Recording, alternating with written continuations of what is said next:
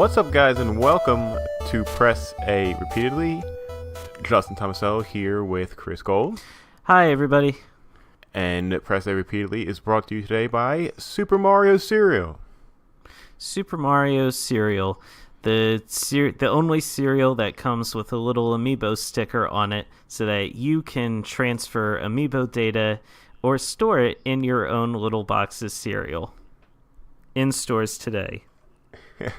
So what was your initial reaction seeing that headline that Super Mario Cereal was coming? My initial reaction, let me see. I saw there was going to be Super Mario Cereal, and I thought, A, why isn't there already Super Mario Cereal? Yeah, that's a good one. And B, oh my god, that's awesome. I gotta get some. And then C, when I found out, it has a little amiibo patch that can go on it, I was like, oh yeah, this is my jam. Yeah, now, I know there will be people out there who are aware, yes, I am diabetic. I shouldn't have too much cereal. But it's a Super Mario cereal. And worst comes to worst, I could just not eat the cereal. I'll just buy the box for the little amiibo. Because think about it. Think how much an amiibo costs versus how much a box of cereal costs. Yeah, good point. Yeah. But you could eat it in moderation. I think you'll be fine. Yeah, I think I've eaten worse. My first thoughts was a throwback to the NES cereal that came out way back in the day. That I vaguely remember eating when I must have been so small at that point, but oh man, I just remember being so excited for breakfast just because Mario's on the box or whatever. And it was one of those things that you thought was just so kitschy and stupid that we probably wouldn't see it again. But here we go. Super Mario Cereal. And it makes so much sense, Mm-hmm. Except the so there's marshmallows in the cereal, but they're shaped like fruit, I think. And I thought a total missed opportunity. Why wouldn't they shape it like the power-ups or like a mushroom or a fire flower or a star or something like that, that just seems so easy to do. I don't know why they wouldn't do that. Well, I'm maybe part of the reason is, you start shaping the marshmallows like moons and stars and all that other stuff, and you start leaning a little into Lucky Charms territory there. And Lucky the Leprechaun is a fiercely territorial little leprechaun. If he thinks you are stepping on his turf at all, he is going to come after you in the middle of the night. Yeah, they're going to have their Lucky Charm lawyers all over you and steal all your pots of gold. Yes. We love our friends over in Ireland. Please don't be mad at us. So, Super Mario Cereal world premieres on December 11th. But Chris, this past week, there were a lot of world premieres in the video game world. Yes, there were. We had the Game Awards a little bit, a couple days ago. And currently, as we are recording, the PlayStation Expo, PSX, is currently going on. And these are nice little events. The Game Awards is starting to emerge as a marquee event. They're organized by veteran games journalist Jeff Keighley. He's worked a lot on these Game Awards over the years, and yeah, you can argue about the merits and pros and cons of having an objective award system for something subjective like art. These are the same criticisms that you have at the Oscars or the Tonys, etc. But credit where it's due. He has put in a lot of time and effort to build these awards shows, this awards show up to where it is now, and it's starting to become a marquee event just to cap off the end of the year. Yeah, absolutely. This is clearly a passion project for him, and you can tell just how much work he puts into these things. And I know it's rough, just kind of how they present things, but you have to think they're doing a lot of it on restrictions of how much funding they're getting and stuff. And as someone who watched the awards last year and this year, I saw a really big improvement. I remember last year they had a lot of these horrifying ads for Schick, the Schick Hydro bot. Do you remember that? And Vaguely. like he was, yeah. So they had like this guy in like a Schick costume, and like he was just like, it felt like every 5 seconds he was out there like just promoting like Schick shaving products, and it was excruciatingly annoying. But this year, while there still was a lot of ads, it was like presented in a lot cleaner, less abrasive way. So they're definitely listening to feedback. And they had the first ever Game Awards orchestra playing, and they did a lot of medley of a lot of the game of the year nominees, and like that was just fantastic and beautiful. And they actually had rock band Phoenix there to play a song. And side note, Phoenix's latest album, Ti Amo, is fantastic, and I'm over the moon about it. I can't stop listening to it. And it just so happened that they played at the awards. I was like, wow, what a perfect combo. Wow, yeah, they're really capitalizing, rising from the ashes, as it were. Yeah, but one of the best parts about the Game Awards and PSX is that they drop a lot of world premieres, things that we have not heard about yet. Some things that studios like to save for the end of the year, just to give everybody a little taste of what's to come in 2018 and 2019. And this year there seemed to be a lot more world premieres than there was in the previous years, and it was exciting. A lot of cool stuff came out, and we're going to talk about that a little bit later on, give some impressions about those premieres and what we think was cool and what we think was maybe not so cool. Yeah, it's cool that they're starting to leverage those events now as sort of like mini E3s to an extent. But yeah, it's really exciting just to see everything that came out, and I'm really excited to talk to them, to talk about them. It's okay. But before we get into any of that, Justin, what are you playing? Well, it's been a busy week for me, actually, Chris. I just, right now, about an hour ago, finished playing the Monster Hunter World beta that just came out this weekend. Ooh, nice. Yeah, no, Zool was on our case, both of our cases to play this. And I mean, I played it very, very thoroughly, but since this is your segment, I figure I'll just let you do all the talking on this one. Yeah, I'll cover for you, buddy. Thanks, pal. So, if you've ever played a Monster Hunter demo before, it's very identical to that, where it gives you 3 stages to try out: a beginner, an intermediate, and an expert.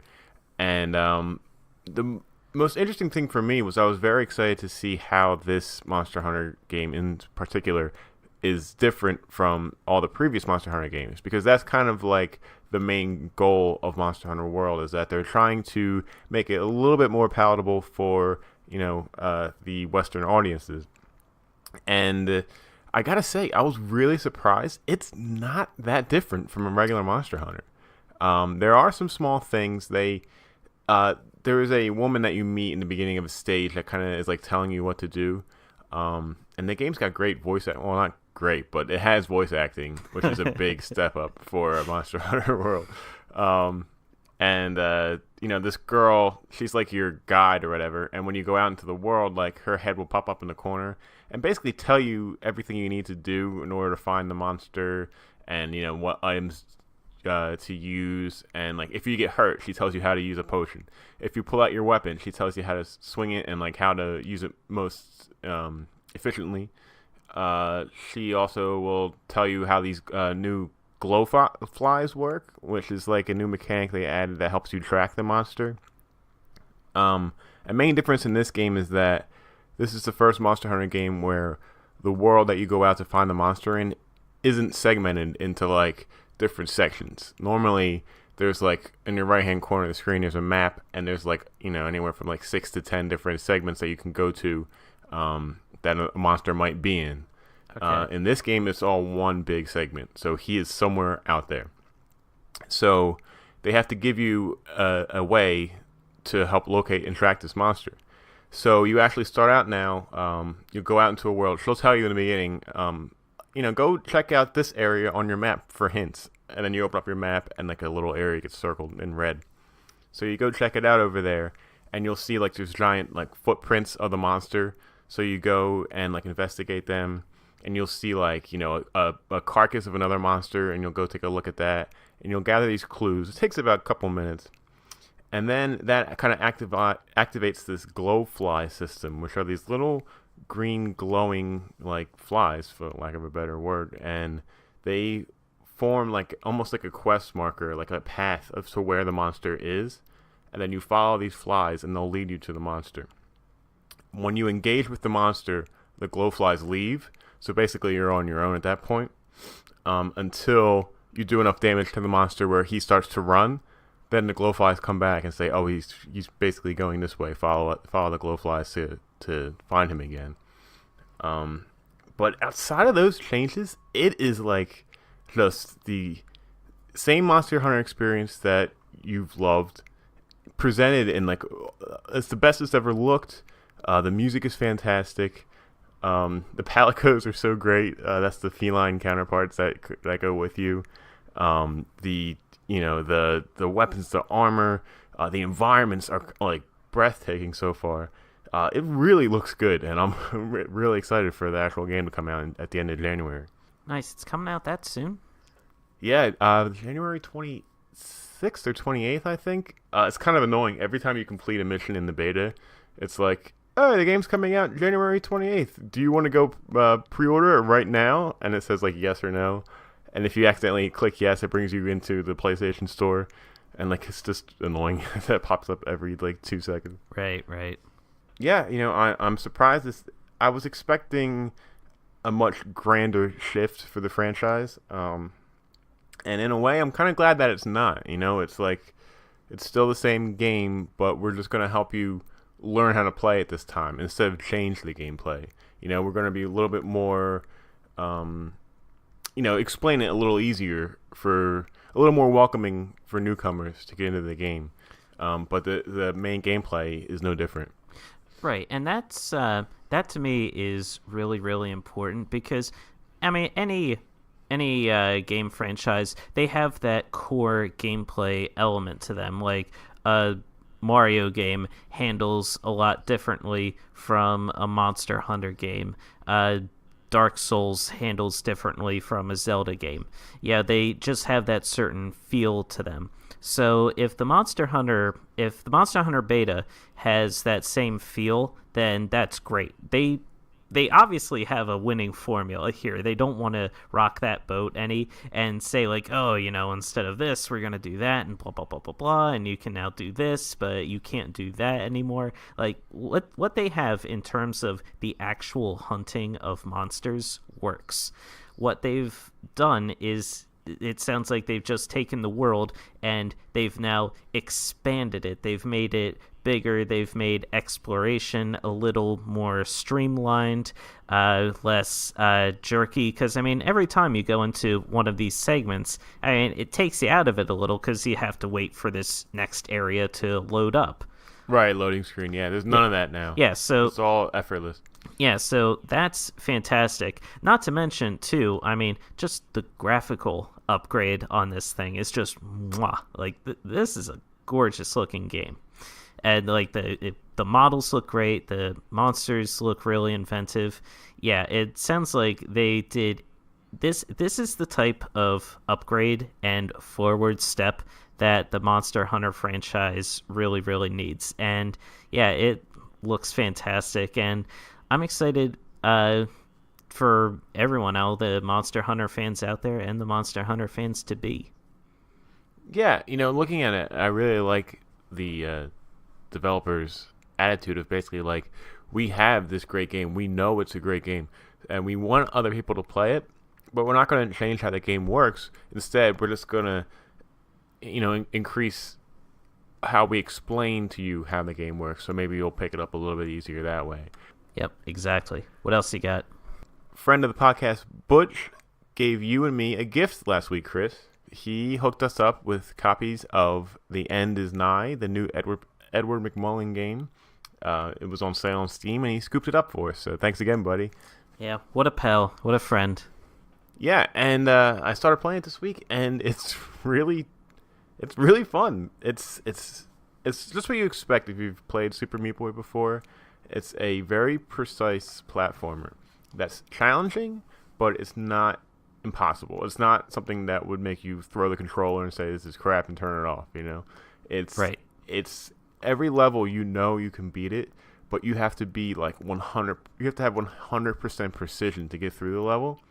So it's almost like you're really concentrating to get through each level, and it just works if the controls feel so tight, and it has that great mechanic that Meat Boy had, that when you die, within half of a second, you are back at the beginning of the stage again to keep going. And I noted this, a couple days ago when I was playing. I was like, all right, I'm just going to do one more stage, and then I'm going to go to bed. And then, like, half an hour later, like 7 stages later, I was like, oh, okay, this is my last stage, and then I'm going to go to bed. And then, like, 3 more stages later, I'm in the second world. I'm like, all right, next time I die, I'm turning it off. And then, like, I kept going again and again and again. It took me, like, another 45 minutes to actually turn the game off, because it's that addictive of a game to play. Coming from the pedigree, these same guys who built Super Meat Boy, and they also did The Binding of Isaac, didn't he? Correct. Yes. So yeah, he clearly knows what he's doing, and it's man, that's what I just love about his games and those types of games. Like, they're challenging, but they're not unfair. They're a worthy challenge, and it gives you the chance of, you failed. Well, here you go. Just try again immediately. You don't have to go back to the menu screen. You don't have to load up a new save file. Nope, it's just seamless. You're right back in it. Yeah, and the game's got a really, a cartoony but dark perspective in both, like, tone in the game, but also graphically, where, like, the platforms that you are standing on and spikes are literally, like, black. It's a lot of the color black in the game. And you're like this little blob creature going through the levels. And there are 2 things to a level. One is to just complete a stage, which is basically every stage is like the size of your screen. You start on the left and you have to get to the right. But there are many different, obviously, platforms and, like, different shifting masses to kind of cut your way through, to avoid spikes, to avoid enemies, to get to the other side of the screen. So you have to get through the screen, but also every stage has a floating tumor that, like, a growth, I guess, that you are collecting. I'm not really sure why, but you know what? It's Edward McMullen. I just accept it, and I'm going to keep going. So every stage has a collectible, too, to try and get. And it's hard enough to get through a level. It's even harder to get that collectible in each level and then go through it, because they're in, like, really hard to reach spaces that you have to maybe, like, completely change how you would normally get through the stage to get it, because it alters, like, the actual, form factor of a level. It's kind of crazy. All right. So how far in the game are you? I made it to the second world, and I haven't played it in a few days, but I really want to get back into running through it again, because it's so much fun, and looking forward to see a lot more of the game. Nice. What else we got? I dove back into Fire Emblem Echoes this week. That is, of course, the 3DS game that came out around May, and I was having a lot of fun playing that game, but I think I fell off when Destiny 2 came out, or some other game I don't remember, but I never really got back to it, but I always wanted to. And I picked it up this week when I was doing some laundry, and man, this game, I talked about it on Twitter. I think it's like a critically underappreciated game this year. It's such a great strategy game that has, like, zero fluff. It's like everything it needs to have a great adventure with these great characters. The battles are fantastic. The added exploring of dungeons in third-person view is really cool. Your leveling system and your class changing tree is really neatly presented in the game, and it's addictive. It's a lot of fun, and the voice acting is fantastic in that game. I can't get over how good it is. And yeah, if you are a Fire Emblem fan, and you haven't played this yet, you're really doing yourself a disservice. go check it out. And if you've never played a Fire Emblem and maybe you want to get into it, I think this is a good place to start also. Yeah, it really is a shame how overlooked not just Echoes, but a lot of other games are this year, and it's not their fault. It's just the fact that there's been such a heavy volume of really amazing standout games this year. Like, it feels like it's just been an absolute tidal wave of high quality releases, both AAA and indie, mobile, console, whatever. Just amazing games all around the board. And that's part of the reason, not to jump back a little, why a lot of people kind of hold their noses a little at things like the Game Awards, where you have particular games being nominated and then you have an objective winner, because it's assuming that a lot of these games are not worthy of these nominations or of winning these different categories, which isn't the case. I mean, every single one of these games, including Fire Emblem Echoes, is just absolutely amazing and stands out in its own unique way, and really stands out all on its own, and is a title, like you said, that really needs that people, if you're into Fire Emblem or if you're curious about Fire Emblem, then yeah, you need to jump in and play these games because it's amazing. Yeah, and it's interesting that you brought up the awards, idea, because our very own awards show is next week, and going through some of the ballots that came in so far, I was surprised to see how diverse some of the selections are. Even things that I thought was like a surefire win for a certain category, it doesn't look that way. And we haven't put everything together yet, and I can't wait to do so, because I'm really excited to see how this is going to shape up. Everybody's got such different tastes, and they're all such great games of the year because of how stacked it's been. And I think it's going to be a lot of fun to put that thing together next week. Yeah, no, I think it's going to be a lot of fun too. There really is no one standout game of the year, even though we are going to be awarding our one game of the year. I feel like any game that is nominated that doesn't finish out on the top 10, we'll give an honorable mention shout out to. Just so, its place on the lists are acknowledged, and that, because, I mean, these are all great games that people are nominating. Zool, he nominated a couple games I haven't even heard of. Yeah. But still, I mean, I trust Zool's opinion wholeheartedly, just like I trust everybody's opinion wholeheartedly, which is the whole reason why I wanted to use this system in the first place, is because everyone that I know has really good opinions on video games, and they have great taste in games, and I wanted to incorporate that into our own methodology a little bit. And based on the ballots we've gotten so far, everyone has succeeded wildly. So yeah, I'm excited to put all these together. But we're getting a little off topic. Go play Fire Emblem Echoes, everybody. You can't blame us. We're really excited for next week. Yes, we are. But yeah, that's it for me this week. So Chris, what are you playing? Okay, so I played a little bit more of Assassin's Creed Origins.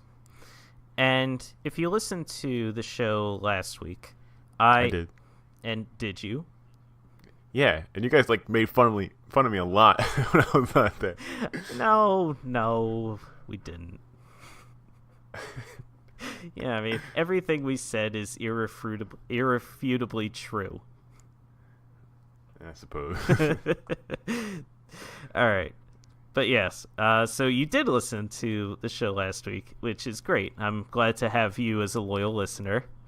I'm gonna have my leprechaun lawyers come after you. Just like to see them try and catch me. I'm fast. But where we last left off, I was surrounded by a angry, hungry group of hyenas, and I was trying to save this little boy who had gotten trapped in the hyena's den. And you were brutally getting ripped to shreds, if I recall. Yeah, all right, yeah, your memory is sharp as a tack. I was getting ripped apart left and right, and then because that's an auto save point right at the hyena's den, I kept coming back to life right there, and then getting ripped apart by the hyenas again. So I started playing again, and I came up with a solution to my hyena problem. I came to life outside the hyena's den, and then I picked a direction, and I just booked it as fast as I could. If the hyenas got close to me, I dodged out of the way of them, and I just kept running. Wait, did you leave the kid behind? I 100% left the kid behind. My intentions were just to abandon the quest. I thought to myself, screw this. This kid is not worth this anymore. So I decided to just book it out of there. And wow. ironically, as I was fleeing from the hyena's den in cowardice and completely thinking of my own self-preservation, the hyenas chased after me, and because they chased after me, I guess they allowed the kid to leave the den and go home because I got a notification telling me the quest was complete, and I got all the experience points for completing the quest. Wow. Yeah. And it's funny too, because I was still close enough to hear the kid's voice, and he was like, "Wow, thanks, Bayek. That was a close one." You're so brave and heroic and strong. So it's funny to me because I'm just imagining Bayek now. Like, I mean, the whole game, you have to build yourself up so that you can take out all of these different corrupt politicians and higher up influential figures in ancient Egyptian society. But before that, you are a Magi, and you have to go around and you have to help the common folk who are living in the city of Sami. Yeah, it's Sami. So you have like a list of to-dos that you have to do, and they're outlined as quests, and they tell you, oh, you know, you have to be a certain level, or we recommend you be this level to complete these quests. So you have a laundry list of different things that you need to take care of before you can really advance to the major missions and the major high-quality targets. So I'm just imagining Bayek now is like, oh, he's this badass assassin. He's the guy who founded the Assassin's Creed and the Assassin's Order. And everyone has this whole, like, big, high image of him. And he's actually just this cowardly guy who, like, yeah, I'll save you. And then he, like, gets torn to shreds by hyenas. Then he flees for his life. And somehow, some way, people think, wow, he's doing such a great job. Man, that Bayek, he's really one in a million. He's just accidentally, like, succeeding through everything. Like, forces of nature are, like, killing his enemies, not him. He's accidentally succeeding in spite of himself. and as a direct result of his own cowardice. Wow. Well, that sounds fantastic. Now, you've played a lot of the Assassin's Creed games, right? I have, yes. To my shame, I haven't played Assassin's Creed 4, though, the one with the pirates, which I will own. That is my cross to bear. Well, I just wanted to get your thoughts really quickly. I've heard that this one is a lot different from, like, normal Assassin's Creed, like, but in a better way. Maybe if you could expand on that. Right. So I mentioned on last week's show that it still has a lot of those sci-fi elements to the series. Like, it still talks about, like, synchronization and desynchronization when you die. There's still these little glitches that pop up, which are explained, like, they're in-game explained by the fact that you are in the quote-unquote Animus, which is how you link a modern-day person to their ancestors' persona and their life and soul or whatever, and you get to relive their experiences. Now, I'm still pretty early on in the game, it seems to have more of a focus on what is happening in the past and not so much what is happening in modern day times. Now, I haven't played, I guess, the most recent games in this series, so I don't know what, if anything, is going on in the modern timeline. But right now, everything is focused strictly on what's happening in ancient Egypt. So, I mean, right now, that in and of itself is a welcome departure for me, because those are always the parts that I wanted from the Assassin's Creed games. You know, let me run around, let me fight and kill bad guys and stealth kill them, let me wreck some shit and then make a daring getaway. Like, that's the type of stuff I want to do. You know, that's the fun stuff for me. The whole like sci-fi storyline never did anything for me, and I'm excited to play a lot of it because like the combat is it's a lot of fun, but the controls are a little confusing. They still take a little getting used to, because I mean, part of the way it's laid out, combat is entirely on the right shoulder buttons.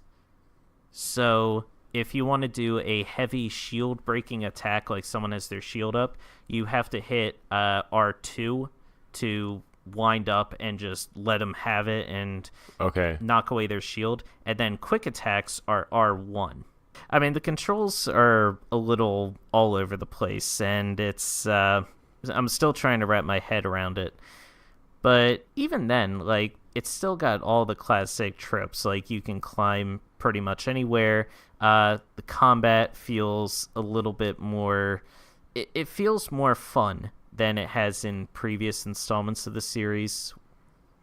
So, so far, I'm having a lot of fun with it. The map is huge, Justin. Huge.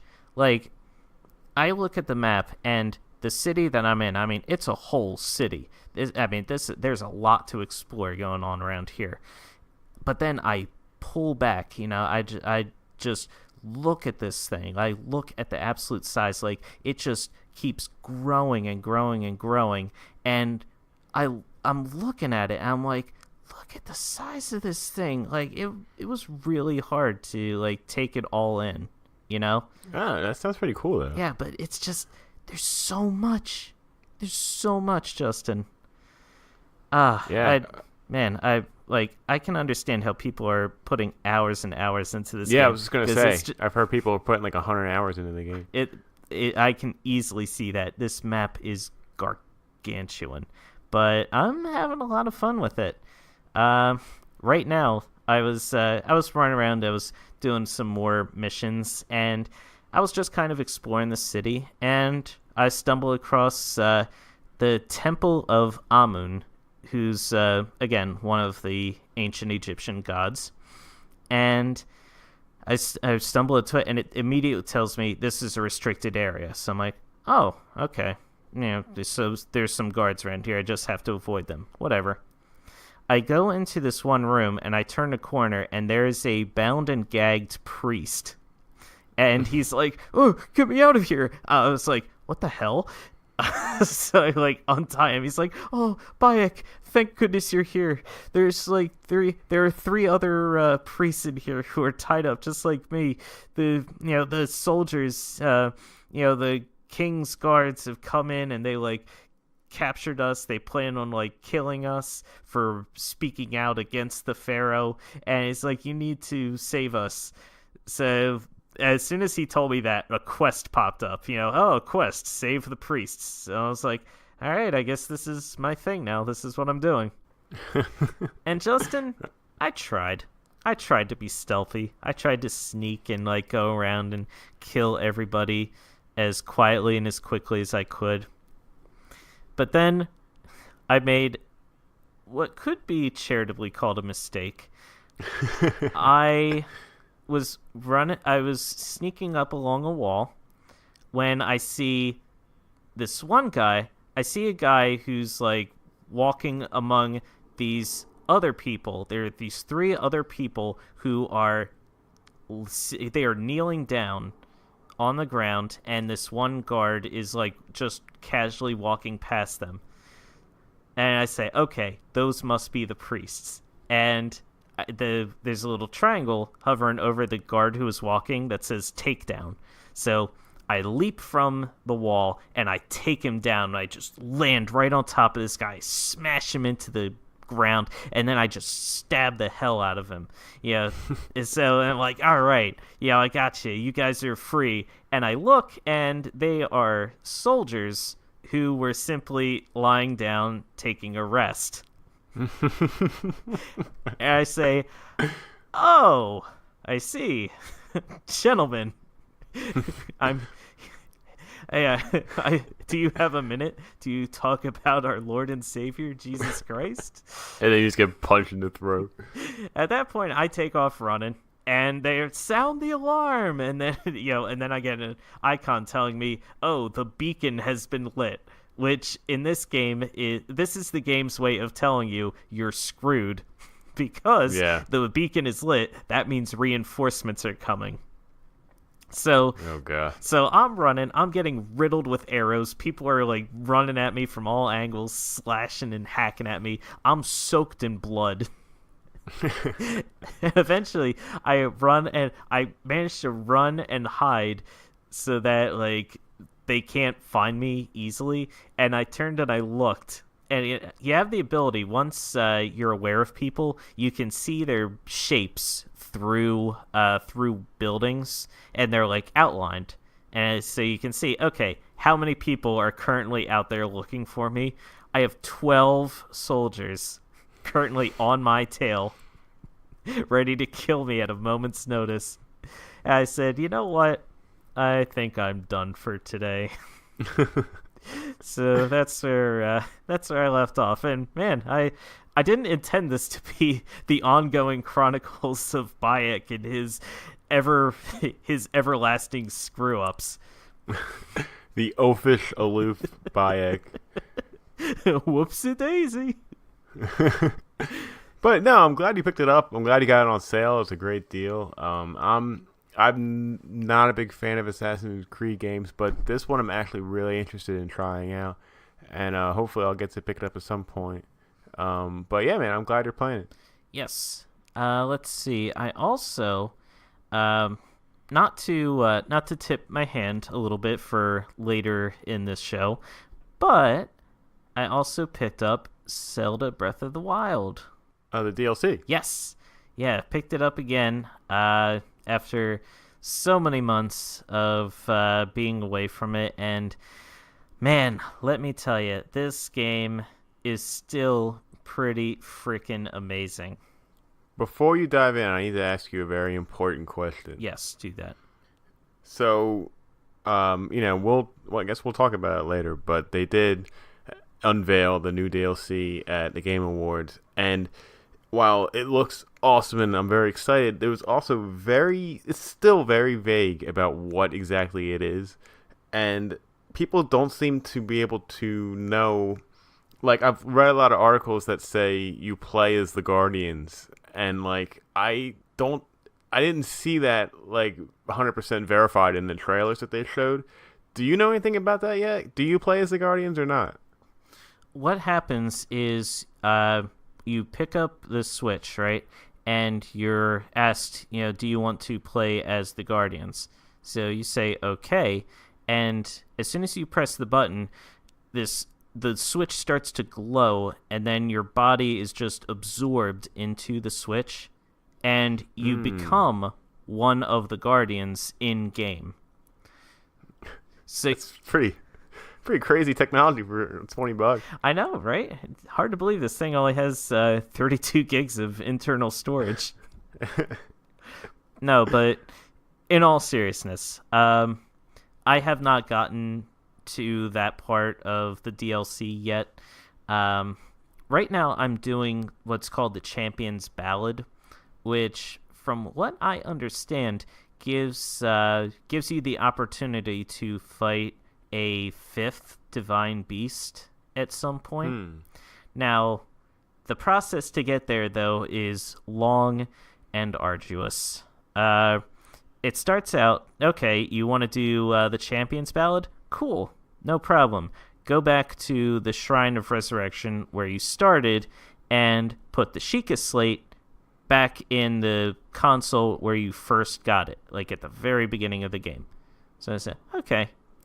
So I do that, and when I do that, it activates these 4 points on the Great Plateau. And then right next to you, this pillar shows up, and you get this weird, like, 4-pronged sword.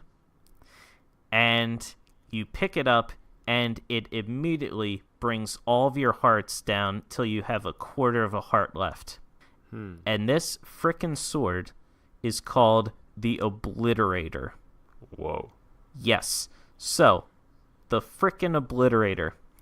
That's its actual in-game name, is the frickin' Obliterator. Okay. This piece of shit will kill any enemy that you swing at it in one hit. Doesn't matter who it is, doesn't matter what it is. One hit, they're dead. You get to use it twice in a short amount of time before it loses its juice for like about maybe 5-10 seconds, I think. It's not like a really long time like the Master Sword, but you can't use it like over and over again. The catch is, as you're using it, you only have that quarter of a heart of health, so you can kill other enemies in one hit, but they can kill you in one hit too. So that's the trade-off. And it says, use the Obliterator to help you clear out these 4 areas. There are 4 encampments where enemies are located, and they're just kind of doing their thing. And you have to go to each of these camps, kill them, and then when you do, a shrine pops up, and then you have to complete the shrine. Now, I can't tell you how many times I died just trying to do the first camp, because I'm trying to relearn these controls again, because I've been away from the game for so long I forgot how to play it. So I'm relearning the controls. This damn thing is like, it'll kill things in one hit, but there's a lot of enemies.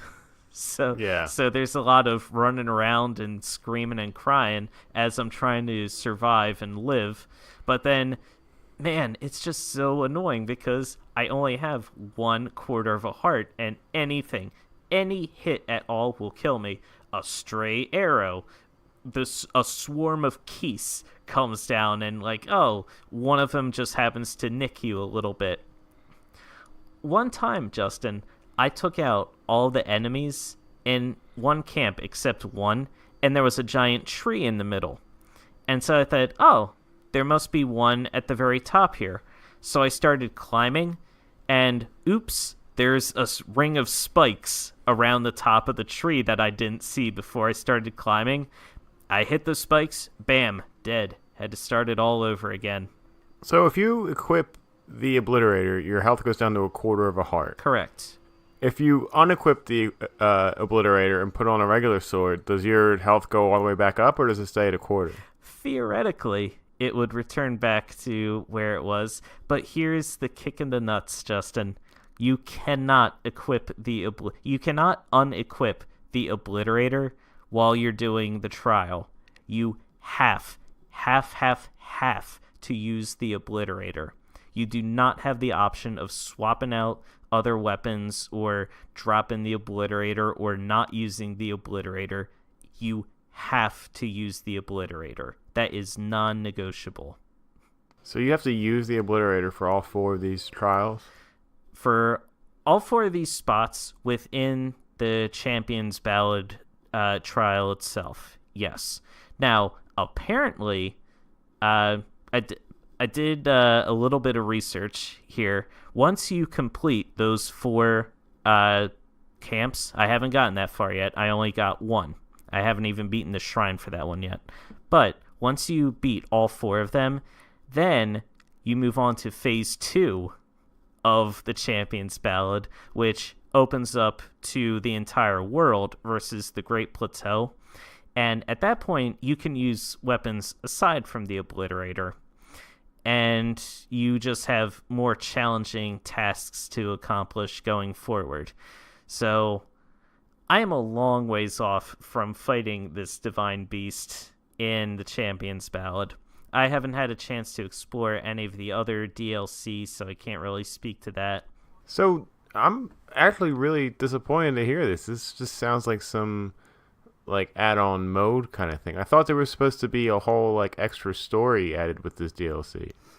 There may be at this point. Honestly not 100% sure. Like, if maybe the story will reveal itself when I get to this divine beast. Because I mean, the existence of a fifth divine beast has to presume that either there was a fifth hero, or was it your divine beast? Is it Zelda's divine beast? I'm sure once I get to that point, there will be an explanation for why there even is a fifth divine beast that I have to go into. But at this point, I'm still far, far, far too early into the Champion's Ballad to say one way or the other what that actually is. Right. All right. Well, we'll just have to wait and see. Yep. Let's see. That's I think that's really gonna about do it for me. I haven't gotten into anything else too noteworthy. So let's say we just dive right into the Indie Arcade.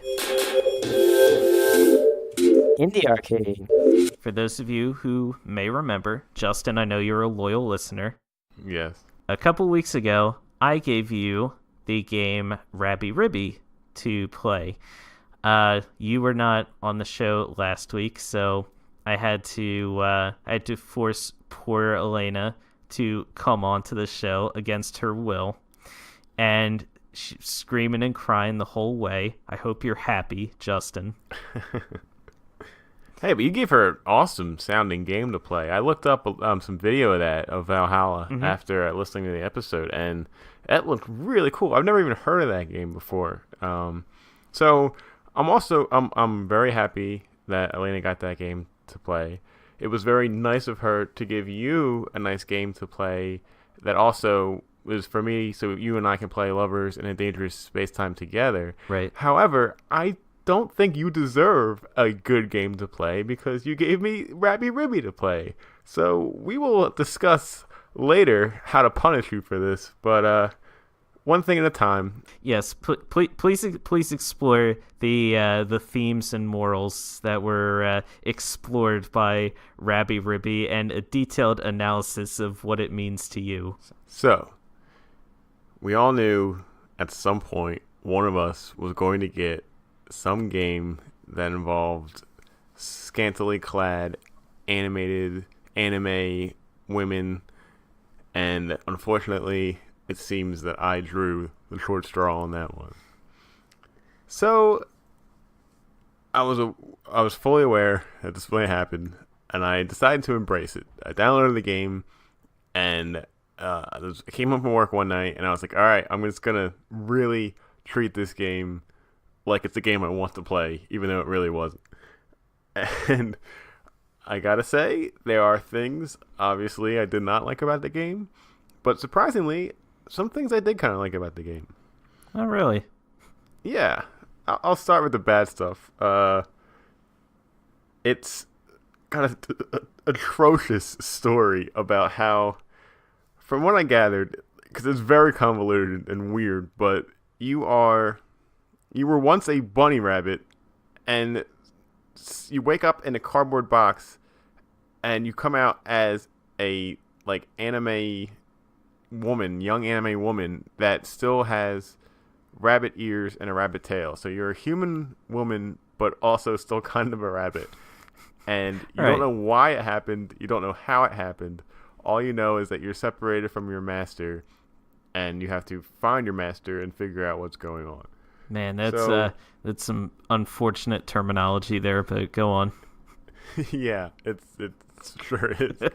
Um, Oh God. so the illustration of the game is actually very great. You know, it's a great like manga style for the cutscenes and everything. It looks beautiful. The pixel art of the actual game and gameplay looks fantastic. The animation of like your character, like the bunny ears flopping around when you're moving and stuff like that, actually looks really good. And that kind of got me into the game a bit because it was just really kind of cool to see how well that some of the animations looked, and very fluid for for the style they were going for. However, I was a little uncomfortable when early on you meet your companion, which is like this fairy child person, girl, who is wearing something that someone who is a child should not be wearing, because if you were and it was on your computer screen and like the cops came in and saw that, they would just beat the crap out of you with nightsticks and take you away. This child fairy thing had like this like slanted like bra top on that like unveiled a little bit of way too much skin for a child-like thing to show. It was very uncomfortable. I'm even uncomfortable talking about it right now. And every time that character came on the screen, I just like was looking around the room to make sure like nobody was watching me play this game, because oh man, it was weird. So I tried to get past that. The story is atrocious. Like they every 2 seconds, like you go into a dialogue screen and it's just all of like, oh, the rabbits need to find the other rabbits to get out of here, but you're an unlucky rabbit and you need to find your rabbit master to get home to your rabbit world. I'm like, what the hell is going on? This makes no sense. And the rabbit world was so fraught with peril. And then there are other like human animal things. Like there was a girl with cat ears and a girl with like, I don't know, dog ears or something. But so that they look exactly like your character model, just with a different color palette. And there's also NPCs which look exactly like your character model with a different color palette. But those other animal girls are actually enemies. So if you see them, they're going to attack you. And if you see an NPC, you can talk to them, and you press up on the D-pad to talk to them. But it's like impossible to differentiate which one is an NPC and which one is an enemy. So I'll frequently walk up to an enemy thinking it's an NPC, and I get damage dealt to me because I ran into an enemy, and like vice versa. It was really frustrating. Well, I mean, it makes sense if you think about it. Like you're a rabbit girl, and you're encountering cat girls and dog girls, which naturally would have to be the natural enemies of little rabbit girls. So you have to think about like which would be a natural predator for a rabbit girl, Justin. The whole story just felt like a tween fan fiction. Like, oh god, it was tween fan fiction. Like, what if my crush was a rabbit girl? Pretty much. I mean, but anyway. Oh god. I'm really I gotta say, just as an aside, I'm really happy that you played this game and that I did not play this game. So, it's a side-scrolling game, and you have you find this hammer that is your weapon, and you learn more attacks, and the more you use them, the more they level up. And I started to realize like how in depth the system was for this game, how like everything you use has like a skill tree and gets stronger the more you use it. And then I pressed the pause button to bring up the menu, and like the inventory screen is huge. Like there is a whole badge system where like you can equip different badges that do different effects. Like there's a lot of depth in this game that you wouldn't expect just by looking on the outside of it. And I found it actually pretty interesting, kind of figuring out how all that stuff worked. And then there are these boss battles that you go into, which is just like a long fight against another like NPC style enemy, but they have like really crazy attacks where like they'll go up in the air and shoot all these lasers out, and you have to dodge them. And I was getting like a little bit of flashbacks to like Cuphead style battles where you're kind of memorizing these attacks from the bosses and like kind of knowing where to position yourself to easily avoid these attacks and then how to counter. And the combat of the boss fights was actually kind of cool. But the regular combat of just kind of exploring the area and fighting like the tiny enemies that walk on the screen is a little dull. And again, like every time you enter a new screen, it would either go into a cutscene or there would be NPCs to talk to, and there's so much dialogue, and 90% of it was like, we gotta go save your master, let's go, what are we doing? Oh, here's this witch who hates me, and like she used to make fun of me, and now we have to enlist her help to help find your master in the warp zone. And like, it was just a nightmare. Like, overall, when I was done playing it, I didn't like feel repulsed. It was just very. I was very indifferent towards the game, and I'm totally okay with not picking it up again. Well, I suppose that's the best review that we could possibly give for the game. Not repulsive. By pressing repeatedly. Put that right on the back of the box. Not repulsive. Yeah.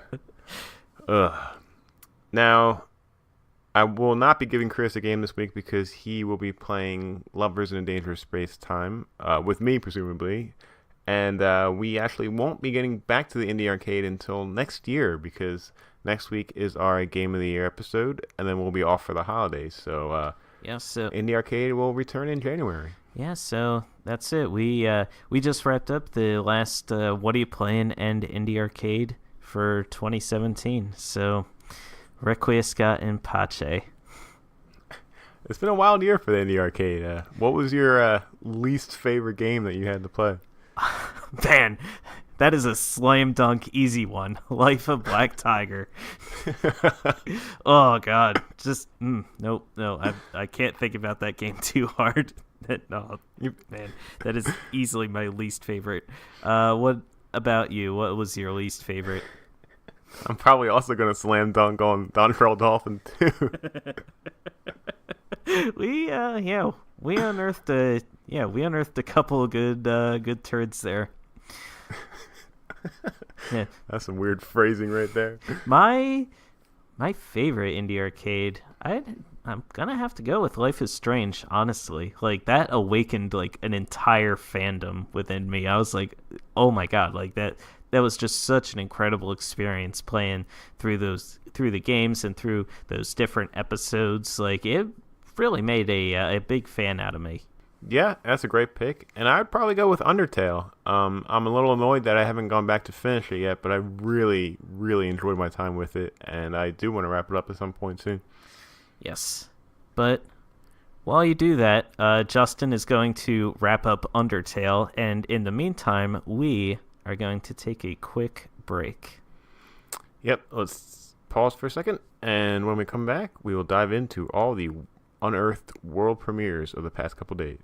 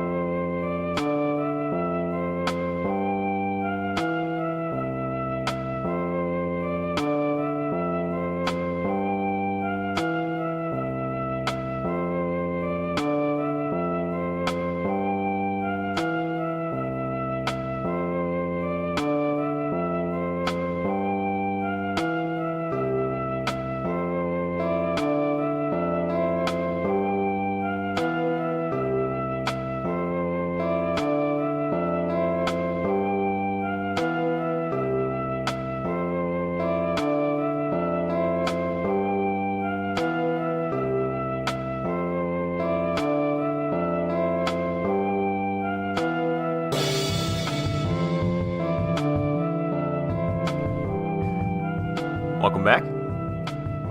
It's time for Chris and I to discuss a handful of these world premieres that were announced. There was a lot that came out. A lot of it was some VR stuff, and neither of us were really that into VR, so we're probably not going to talk about that too much.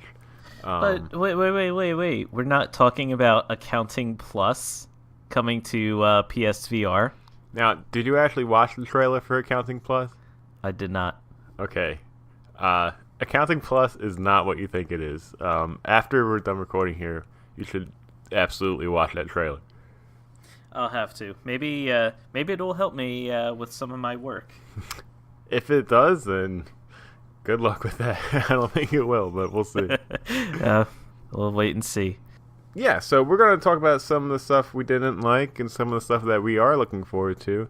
And I guess we'll start with stuff that we didn't like. And Chris, we got to talk about Death Stranding. Oh, man. I am so glad that you started off with Death Stranding because I have thoughts. So did you happen to watch the entire very long teaser trailer they showed? I watched the entire thing, Justin. And let me Okay, just great. say... So please do me a favor and tell me what's going on. Okay. Firstly, all right, I do not appreciate that long close-up they did of me when they zoomed in to Norman Reedus's mouth and they went down his throat. And I mean, a lot of people out there saw the baby in his throat, which was a weird enough image all on its own. But surprise fact, people, that's actually me. I am the baby that lives in Norman Reedus's throat. Yeah, that week, a few weeks back when Chris was absent from the podcast, he was actually out in Antarctica crawling into Norman Reedus's mouth, and they were filming that scene, so it was amazing. Yeah, they did not get my permission to use my likeness in that shot. And I mean, I thought we were just goofing around during that take, so that's why, like, when they zoomed in the camera and I looked up, I just flashed them the goofy thumbs up, like, hey, here I am. And they just immediately pulled out again. And I was like, all right, that was weird. And I just went right back to sleep, nestling in Norman Reedus's throat, as I constantly do. Well, your face being in the trailer was not the only weird part of the trailer, because there were no weird parts of the trailer. The entire trailer was freaking weird. Yeah, and the thing about it, too, is, like, all right, we had the one trailer from before, which was located in, like, a city and a sewer system. There's been a few trailers already. This is, like... Yeah, and what is this, the second or third year that we've known this game is around? I know, I think its first showing was at E3 of not the past E3, the E3 before. Then there was another big trailer at the Game Awards last year, and then this past Game Awards was the third big trailer, and we still haven't seen any gameplay. It's all just like CGI, trailer footage, and we still don't know what the hell is going on. Yeah, we literally know nothing about this game. We've had trailer after trailer after trailer, and still no idea about what this game is about or what it's even doing.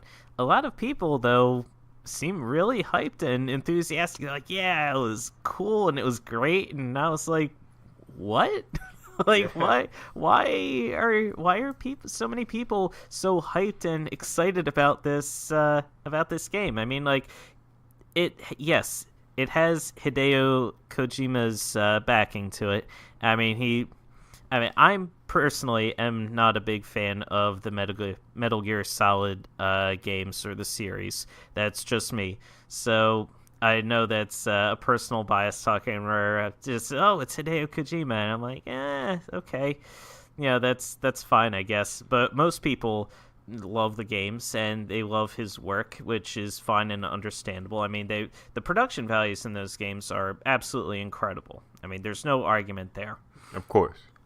But man, I guess I don't know what exactly is going on or what exactly the appeal of this game is. Like, I mean, if I'd like to think that maybe it's a bit hypocritical because say we found out that a brand new IP was coming from Nintendo from the mind of Shigeru Miyamoto, and we had no idea what it was. We had like a name for it, and he showed like some concept footage and stills from the game, but we didn't know anything about it. We probably would be very hyped up about it ourselves. Like, we would probably be very excited. So I can kind of understand where a lot of Kojima's fans are coming from with this game, but oh man, I just don't know what is happening here. Like, Yeah, is it aliens? Is it a nuclear thing? I'm with you where like I totally understand people being hyped for this game, and all of his big fans. Like he has complete free reign now, so this game is going to be completely his entirely from his mindset. But then it's like, is that a good thing that he has complete free reign to a game?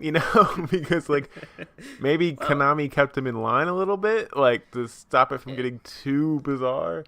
And hey, whatever happens, all right. Kojima being free from Konami's grip is 100% good thing. I will never argue against that. So yeah. I know we do swear on this show a lot, but I'm not going to say. I'll just say F Konami. That's all I'll say. But yeah, I'm very happy that Kojima is free from Konami and can do what he wants. I'm not as happy that with this newfound freedom, he's come out with Death Stranding, a game that looks extremely bizarre and we know absolutely and utterly nothing about. And I mean, from the sound of things, certainly not coming next year. No way. Yeah, not any shot at all. It's coming next year. We still haven't seen gameplay. Like I would like to see gameplay because I'm really interested in what you're actually doing in the game. Is it a first-person shooter? Is it third-person? Is it like a horror game? Is it an action game?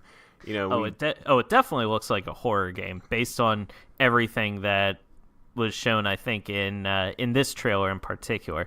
Because what the trailer is, for anyone who hasn't seen it, I assume, are Norman Reedus, and you're exploring this unusual site in Antarctica, I believe, or the North Pole, somewhere cold. And there's this weird thing going around. It's kind of invisible, and it leaves these weird, like, froggy footprints where it goes. It sounds so bizarre, but you are describing this perfectly. And this one guy is pinned under this thing, and he's freaking out, and your other, I guess your co-scientist or whatever is freaking out too. Everybody is in a constant state of freaking out. And then, like, the invisible frog is walking around, and everyone's like, don't make a noise, don't even breathe. And I mean, this thing is literally walking right next to you. Like, it's walking right past you, practically stepping on you. So I guess the fact that, I guess it can only sense you if you're there, if you make a noise. And so things are okay-ish for a while. At one point, there is... I can't believe I'm saying this. There is like a handoff from one scientist to another of a fetus in a bag. And it's like, okay, that happens. and then again, he is describing this perfectly. And then the one scientist who's pinned down starts screaming about something or other, and the invisible frog starts, like, not running, but just like flap, like he's stepping right towards him.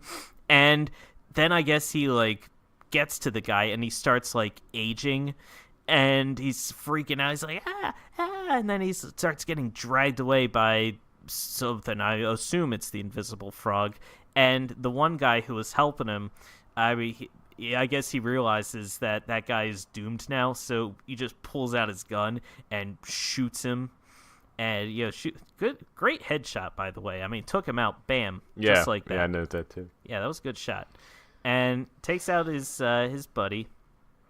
And then, God, what happens then? Then the ground starts like shaking, and things start getting lifted into the air. At this point, like I didn't know if I was dreaming or still watching this. Like it was so bizarre. It was the weirdest thing. The one guy gets lifted up. He starts screaming. He pulls out his knife, which, hey, breaking news. They have knives. And he just starts stabbing himself over and over again to, I guess, prevent whatever fate is about to happen to him. And then you look up in the sky, and there's this giant invisible frog. And its head explodes, and it like knocks everything out. That's when you get the famous shot now of Norman Reedus lying unconscious. Mm-hmm. And you get the camera that zooms in. You get the quick little cameo of me in there. Yep. I flash my thumbs up. Then the camera pulls out, and Reedus vomits this black, sluggy sludge substance. And then, I guess then he finds the fetus bag and carries it up to the edge of a crater, just this big old crater. And then there's like, there was an explosion that started life, and then there was a second explosion. Boom. Death Stranding. Yeah. Oh, but you're completely forgetting the part where he's like underwater for some reason, like unconscious, floating underwater. Oh, right, yes. And then a gigantic whale swims by in the background, but it's swimming upside down for some reason. That's and like right, there's all these weird creatures that are swimming around him, and God. I have weird dreams, dude. I have very weird dreams. Nothing I've ever dreamt in my life ever compared to what we witnessed watching that trailer. It was certainly a trailer that reminded us all that Death Stranding exists. Yes, indeed. All right, but Hideo Kojima is a genius. Hey, look, best of luck to him and his team. I'm sure they're having a lot of fun making, without a doubt, the weirdest game ever created. And who knows? Once we actually know like what this game is about and like see some gameplay footage, maybe it'll look awesome. Maybe you and I will be eating crow and talking about, okay, this game looks freaking amazing. I can't wait for it.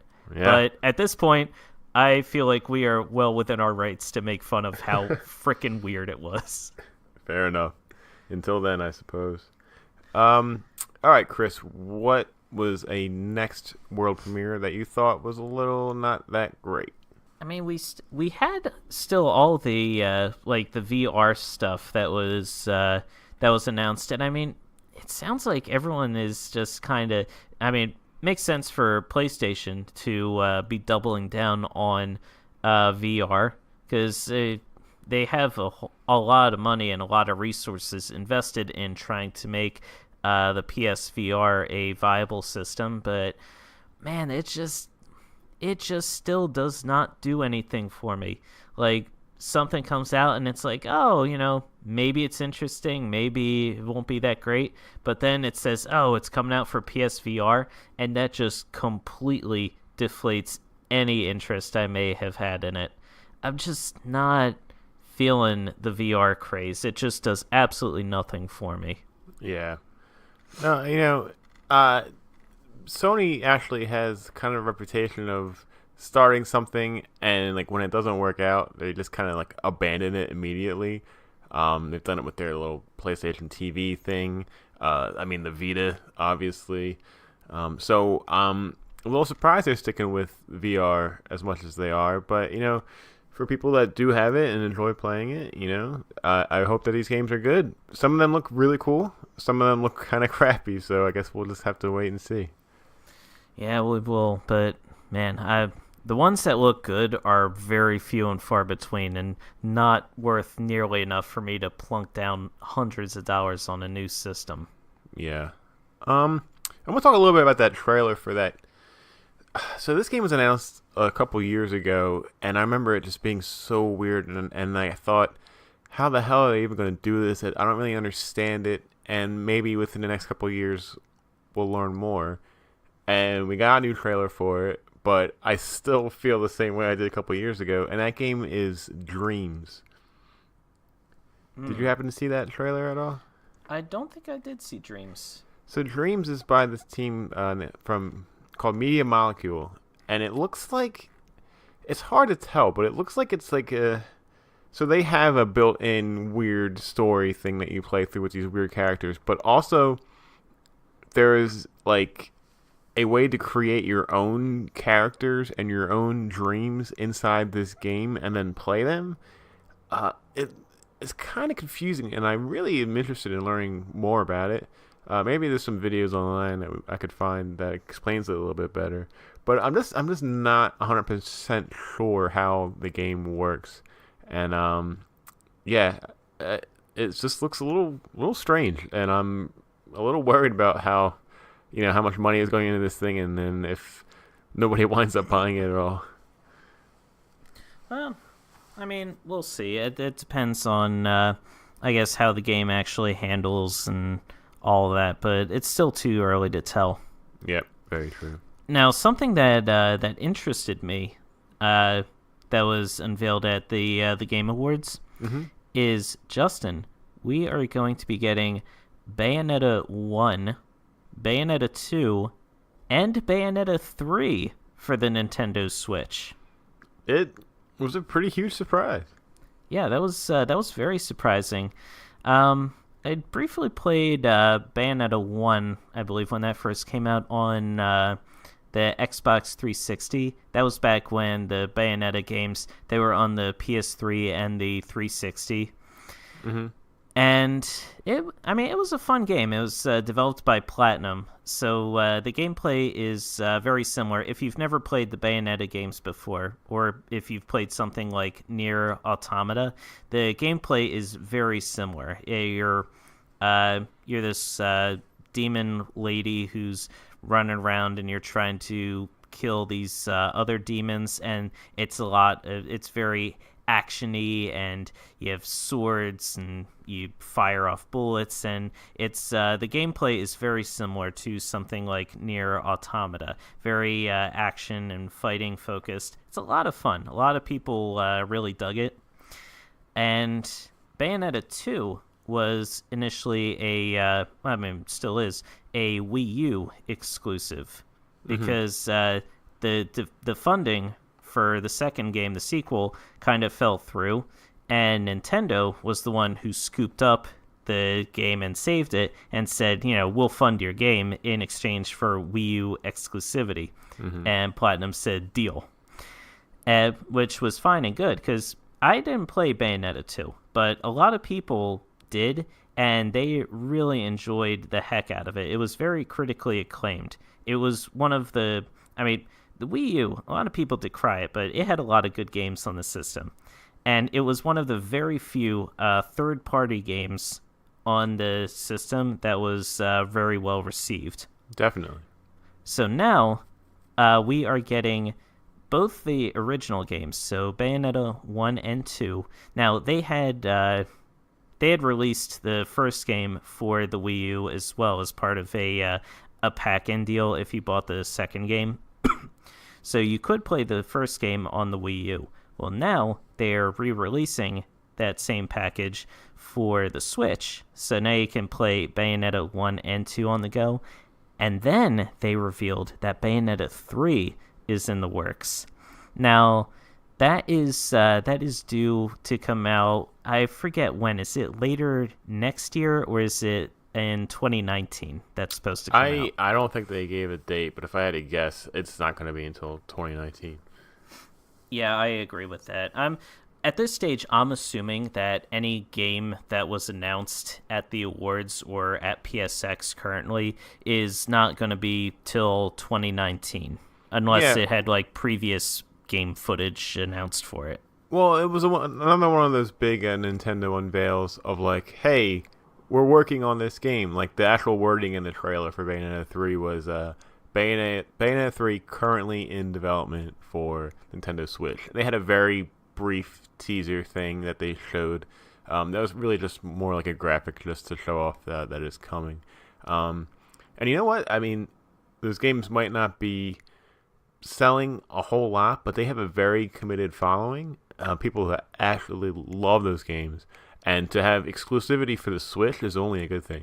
Yeah, I agree. Especially for Nintendo and anyone who's a fan of Nintendo's platforms, because I mean, Bayonetta, that is an interesting game to take with you on the go, because it's a lot of fun. The combat is great.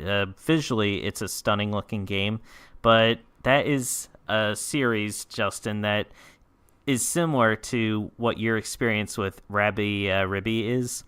Part of the gameplay, part of the story is the main character, Bayonetta. She is this very, she's this very sexually enticing, beautiful woman, and her hair doubles as her clothes and her weaponry. And the more you fight, your hair kind of like it like shoots out of you as like swords and like slashing and stabbing action, but as it shoots away from you, it reveals more of you.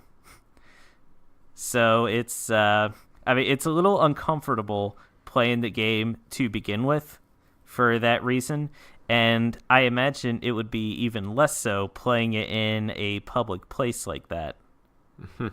Yeah, I think you're right for a lot of people, but a lot of people are really into that sort of thing for games, and it'll help sell some copies, I suppose. Yeah, usually does. Yeah. So what excited you? So I actually missed this trailer last E3, but there was another trailer for the cooperative Prison Break game, A Way Out. Oh yes, yeah. This looks awesome. Now, did you happen to see? So, Jeff Keighley was interviewing the director of the game. I believe his name is Joseph Fares.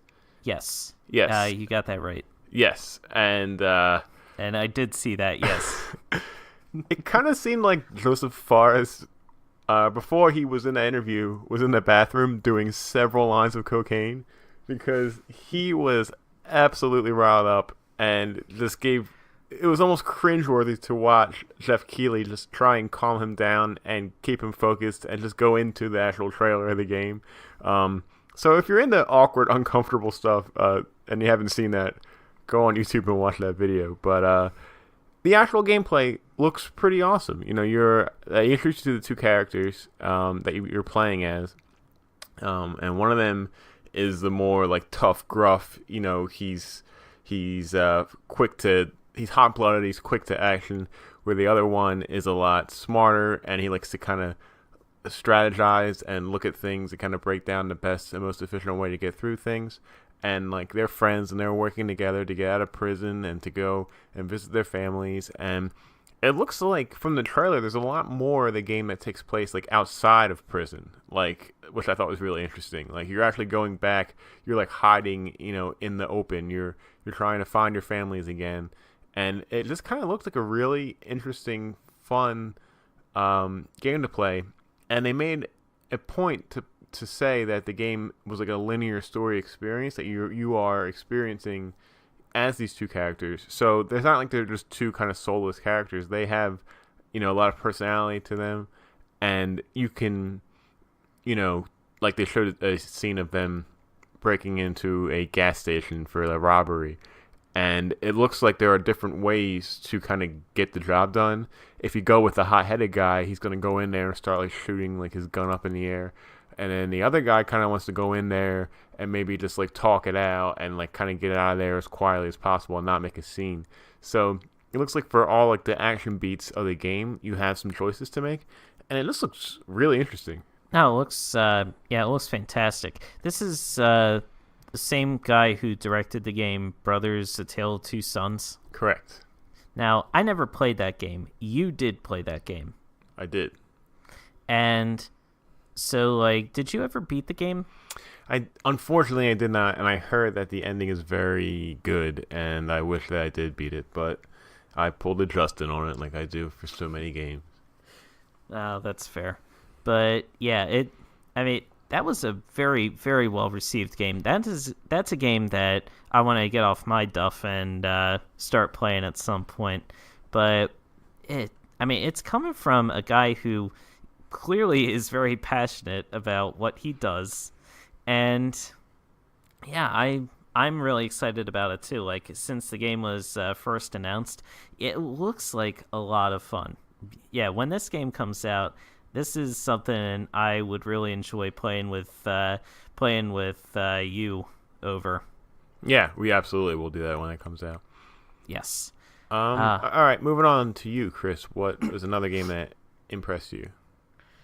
Okay, so we've got In the Valley of Gods coming out. Now, this is another game from the same team that developed Firewatch, Campo Santo. Mm-hmm. And their team includes a lot of people who, I don't know if you've ever heard the Idle Thumbs podcast, but a lot of the same people who do that podcast are also developers for Campo Santo. Yes. And their next title is In the Valley of Gods, and it looks really, really cool. The whole idea is, again, returning to the ancient Egyptian theme. You are an archaeologist, and you're exploring these ancient Egyptian tombs with a companion of some sort. Now, your companion, it seems like that's the theme of Campo Santo's games so far. Like, Firewatch was a game where you explored the forest and you had to watch out for any fires, and a big part of that was you had a walkie-talkie. It was all first person, same way In the Valley of Gods is a first person game. And you would walk around, and you had a story and a mission to explore, but you also had a companion in the walkie-talkie, this person you're communicating with back at the base. And part of what a lot of people really liked about Firewatch is how the conversations would just evolve naturally. Like, if you didn't talk to your companion for a while and then start talking to her, she would be upset that you haven't spoken to her. And I haven't played the game myself, but I would assume that the reverse of that would be true. Like, if you kept trying to talk to her, she would get upset that you were pestering her. Yeah. So a lot of people really enjoyed that dynamic, and as the game progressed, your relationship with your companion very organically grew. Like, it didn't feel like, oh, this was scripted to happen a certain way. It just felt normal how the relationship developed. And it seems like that is a similar mechanic that is going to be present with In the Valley of Gods. The difference is your companion is actually going to be with you as you're exploring these ancient tombs. So I'm really excited to check it out, because visually it looks incredible. Like, the model, like, it has a kind of a cartoony look to it. They're not going for like a realistic style. It's got more of like a rounded character model aesthetic. Yeah, I like the art style of it. I like it too. It looks great. Graphically, it looks amazing. Like, the lighting and the shading, just really well done. I'm really excited for it. That's great. Looking forward to that. Before I go into my next one, I'm just noticing now, for reference, Chris and I have a list of different trailers that were shown at the Game Awards and PSX.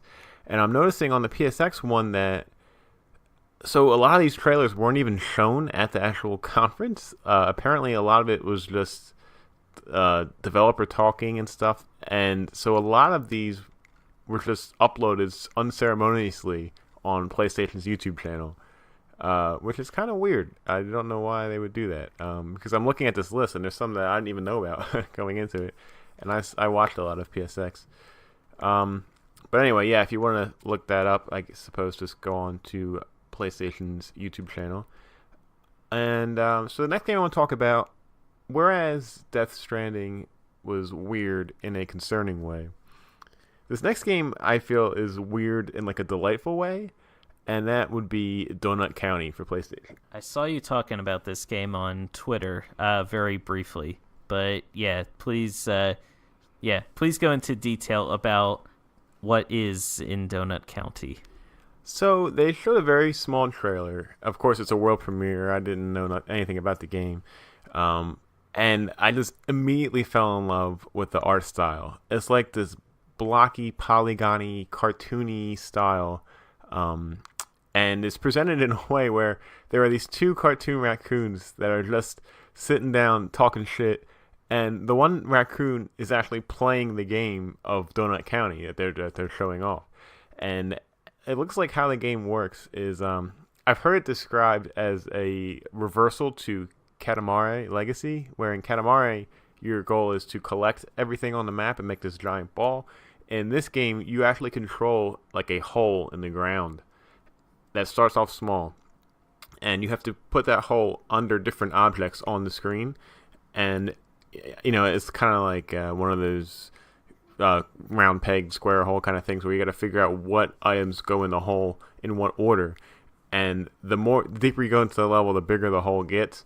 And then once you submerge all the items in the stage into the hole, you kind of like beat the stage and move on to the next one. And the gameplay doesn't sound that like amazing or influential or anything, but it just looks like a lot of fun. And again, the art style is just so great, and the presentation of the game was just awesome to see how they did it. And visually alone, I'm like really interested in it and looking forward to that. Yeah, I was really a fan of the sarcastic raccoons in that trailer. Yeah, they were pretty great. They kind of sold it for me. Yeah, they did. The game, I agree with you 100%. Looks like a lot of fun. It looks really creative too. It's the same publisher as What Remains of Edith Finch, Really? Annapurna. Yeah, no, it's the same publisher. Not 100% who the developer is, but it looks. I love the look of it, and it's definitely something that's going to be on my radar coming up for this year. Cool. What do you have next? Let me see. I think the last one I really want to talk about is just briefly is Soul Calibur 6. Yeah, that was probably released. the biggest unveil of both shows. Yeah, the fact that we're getting a whole brand new Soul Calibur game, that's really exciting. Which, I mean, it's due. I mean, when did Soul Calibur 5 come out? Oh, you're asking the wrong guy, but I do know it was a few years ago at least.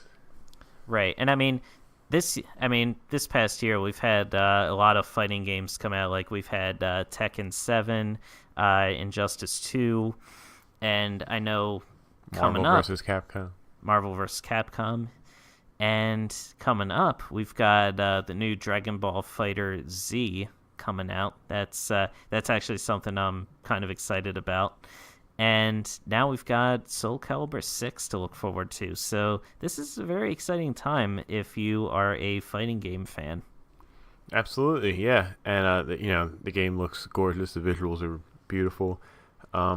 I haven't played a lot of Soul Calibur. The only one I've played was when it came out.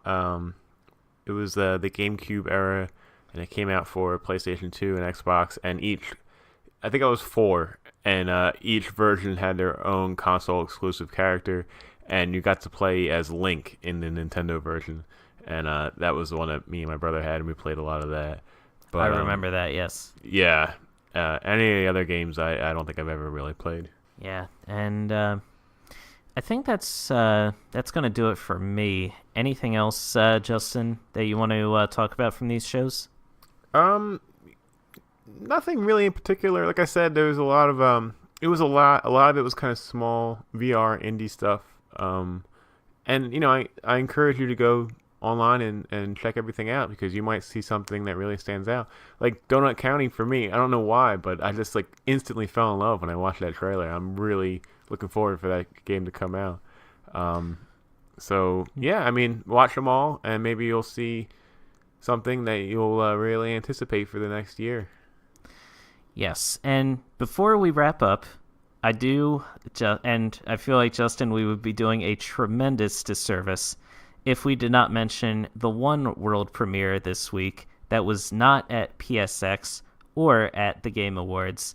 That, of course, was the world premiere announcement of Mega Man 11. That is a good point. Coming next year. Not only are we getting Mega Man 11, but we're getting the Mega Man Legacy Collections 1 and 2 re-released for the Switch, as well as Mega Man X through Mega Man X8. That collection. So Mega Man X, right? Like, a great game. I remember playing that on Super Nintendo. I remember Mega Man X2. I remember like Zero was in it a lot. And I just remember, those are really great games. I thought there was 2, maybe 3 of them. When I heard that there's 8 X games, I was like, holy crap. I don't remember any of them. Like, how did they make so many games? There's 8 X games. There are now 11 actual Mega Man games. There are the 2 Legends. There are, I think, 2 or 3 Mega Man Battle Network games. There are a few X spin-off games. There's Mega Man Soccer. There are so many Mega Man games. It's insane. There are so many Mega Mans, and it's been way too long since we had a good new original Mega Man. I know there was the whole snafu with Keiji Inafune when he got let go from Capcom, and he decided to create a new quote-unquote Mega Man in Mighty Number 9 to continue the Mega Man legacy, and that was pretty much a total dud all around. Yeah, no, definitely. That did not work out the way he wanted it to. What do you think of the not. art style of Mega Man 11? I'm torn. I'm not 100. I like the old 8-bit style. That's a classic look. I mean, that's classic Mega Man. But this, I don't know. The new art style reminds me a lot of something that you would see in, like, new Super Mario Brothers. Yeah. And, I mean, it's a fine look, but I don't know. It's just not something where I look at it and I'm like, whoa, this is amazing. You know, like, it's just not... Oh, it's not really thrilling to me. I guess I'm not too big a fan of them going to 3D models versus a more pixelated look. Mm-hmm. I mean, to me, I mean, Mega Man is a pixel. It's a pixel-based art style. That's, I guess, just a purist in me talking. But yeah, I don't know. Justin, you're more of the artistic bent. What are your thoughts? So I'm with you where I'm kind of torn on it. I do like that they went with a different direction. I think it was time for that, especially after 9 and 10 were the actual NES pixel style. And, you know, it's just so hard to tell from, like, YouTube videos and stuff because some of it looks kind of not that detailed. But then they showed parts of the trailer where they kind of zoomed in to the detail of the enemies, and it looked kind of really good. It was like a 3D rendered, hand-drawn kind of style, if that makes sense. I'm curious to see what it looks like when I'm actually playing a game on my TV. And then I guess I'll be a better judge of it then. But you know, I'm glad they're doing something different. I think it needed to be freshened up a bit. And, you know, I can't wait to play it. It looks like a lot of fun. I was really surprised. Yeah, I was kind of surprised too. I was kind of anticipating that there would be an announcement of a new Mega Man game when Capcom announced that they were going to be doing a stream in honor of Mega Man's 30th anniversary, which is, I believe this month was the 30th anniversary of Mega Man's debut. Or is it next year? I think you're right, yeah. Yeah, but, yeah, man, hard to believe 30 years of Mega Man. And it's just, I would like to see an actual number of Mega Man games that came out, because it's crazy. It's crazy how many there are. And you know what? The fans want more. People, yeah, a lot of them were saying, people were like, talking about, because it's cool how Capcom did it in the trailer. They were like, "Oh, let's look at this retrospective of all the Mega Man games that have come out over the past 30 years." And so they did, and they had it set up as like a Mega Man stage where Mega Man was running across the whole stage, and as he was, there was like a timeline above his head, and you could see like, oh, here was Mega Man, and then there was Mega Man 2, Mega Man 4, and so on and so forth.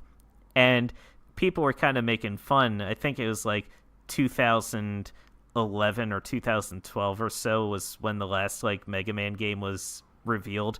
And I mean, earlier Mega Man was running through the stage, and there were just tons of Mega Man games over his head as he was running along. Like, they just released so many in the 80s and 90s and even in the early 2000s.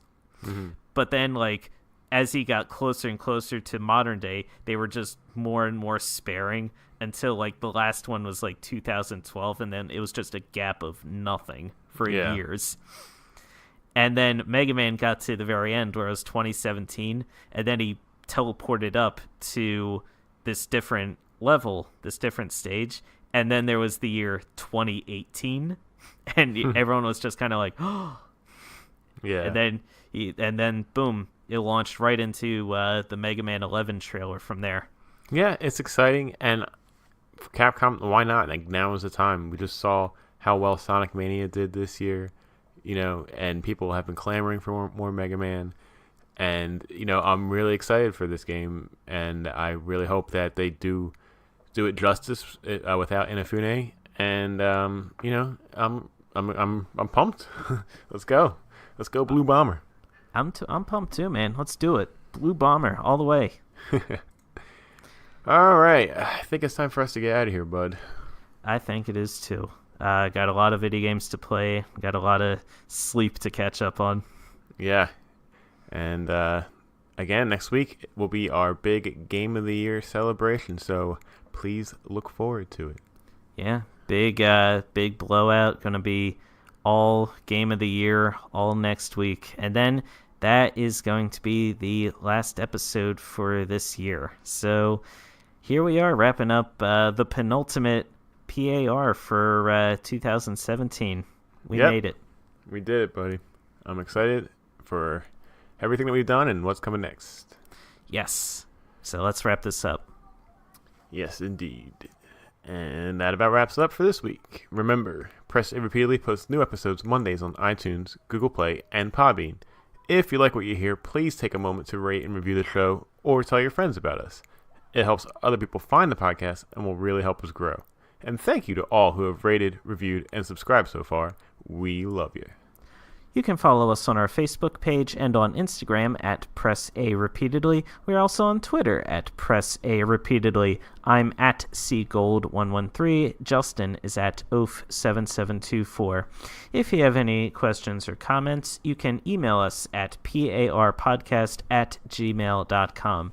That's all for this episode. Chris and Justin signing off. And remember, to wildly stab a ferocious beast you're currently mounting, press A repeatedly.